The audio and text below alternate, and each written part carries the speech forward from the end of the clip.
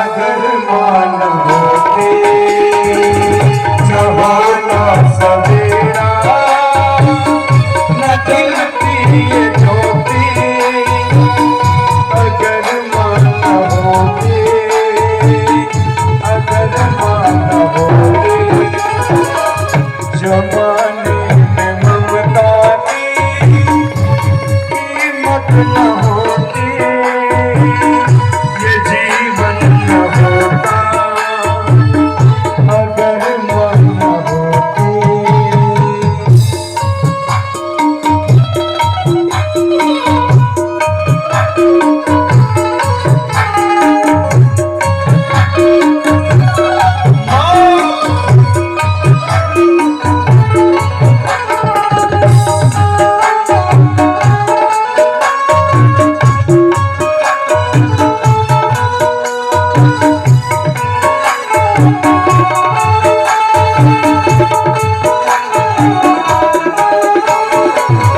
जमाने में ममता की पहचान माँ है,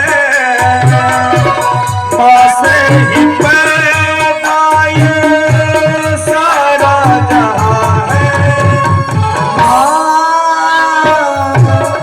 ओ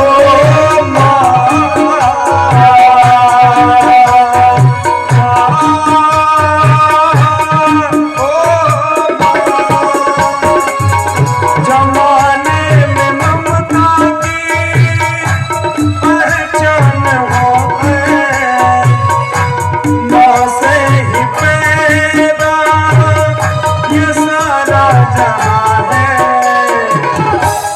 सूखे में तुमको सूखे में सुनाती कीले में सोती सूखे में सुनाती कीले में सोती ये जीवन न होता अगर मान होते जमाने में ममता की कीमत न होती ये जीवन न होता अगर मान होते।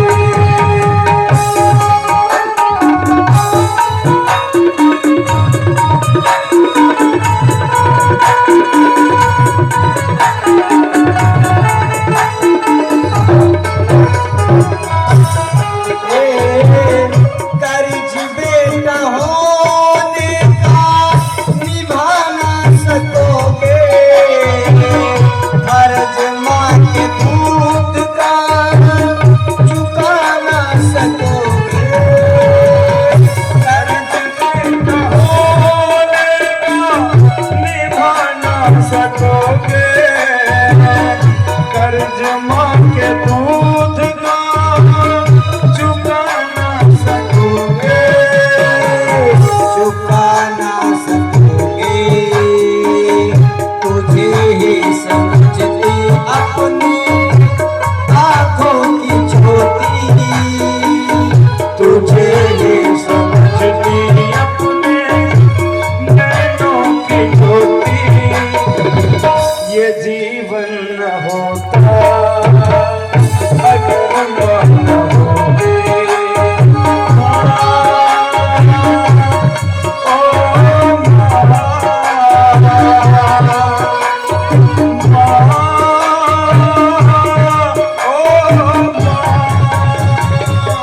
जमाने में ममता की कीमत न होती अगर मान होते अगर मान होते ये जीवन न होता अगर मान होती ये जीवन न होता अगर मान होते। जमाने में ममता की कीमत न होती ये जीवन न होता अगर मान होते। प्यारे अपने जीवन में माँ का क्या महत्व है। देखिए यजमान जी अपनी माँ की कितनी सेवा करते हैं और उनके लिए इतनी बीमार थी, फिर भी मन में संकल्प था कि माँ को बिना भागवत सुनाए मेरे मन को शांति नहीं मिलेगी। अवस्था उनकी बहुत नाजुक है, लेकिन उसके बाद भी इतनी अच्छी व्यवस्था करके अपने माँ पिता की मुक्ति के लिए भगवान की कथा का दिव्य आयोजन किए हैं। प्यारे भगवान छोटा सा रूप धारण करके घर में प्रवेश कर गए, परीक्षित की रक्षा किए, बाहर आए प्रभु जी और माता कुंती से भी आशीर्वाद मांगने के लिए, वरदान मांगने के लिए कहा। तो माता कुंती ने कहा कि अगर देना है तो दुख दीजिए। भगवान ने कहा माँ भी बुआ भी आपका दुख से पेट भरा नहीं है, कहा है दुख क्यों चाहती हो। तो माता जी ने कहा कि संसार में जब दुख आता है तो मनुष्य सदा भगवान को याद करता है, और जो सुख आता है तो पैसा गिनने में लग जाता है, भगवान को भूल जाता है। तो सुख के माथे सिल पर ही जो हारी है, सुख के माथे सिल पर ही जो हारी हृदय से जाही, बलिहारी वहाँ दुख की जमे पल पल राम समाई। कहा मैं उस दुख पर बलिहारी जाती हूँ जो हमेशा आपकी याद दिलाता है, और जितना दुख कष्ट पड़ा आप सदा हमारे साथ आकर के हमारी रक्षा की, इसलिए हमको दुखी दीजिए। और जिस दुख में आपका दर्शन हो सदा सुख है, दुख नहीं है। भगवान ने आशीर्वाद दिया। समस्त पांडवों को लेकर के भीष्म पितामह महाराज के पास गए। 18 दिन से लेटे हैं बाणों की सैया पर, वो भी भगवान के वैकुंठ लोक को प्राप्त किए। लौट करके आते हैं, चले गए अर्जुन को लेकर के द्वारिकापुरी। परीक्षित का जन्म हुआ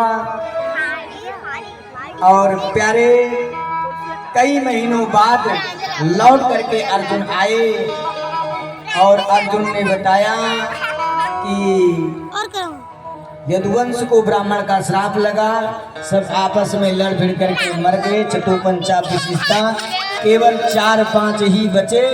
यह सुनना था कि द्रौपदी कुंती माँ ने तुरंत आंखों को मूंदा और तुरंत प्राणों को शरीर से छोड़ दिया। पांडव भी स्वर्गारोहण कर गए। परीक्षित को राज तिलक करके परीक्षित बड़े हुए। परीक्षित का विवाह हुआ। परीक्षित जी के मन में एक विचार आया कि आज मैं अपना नगर भ्रमण करता हूँ। नगर भ्रमण करने के लिए जब राजा परीक्षित निकले तो क्या देखा,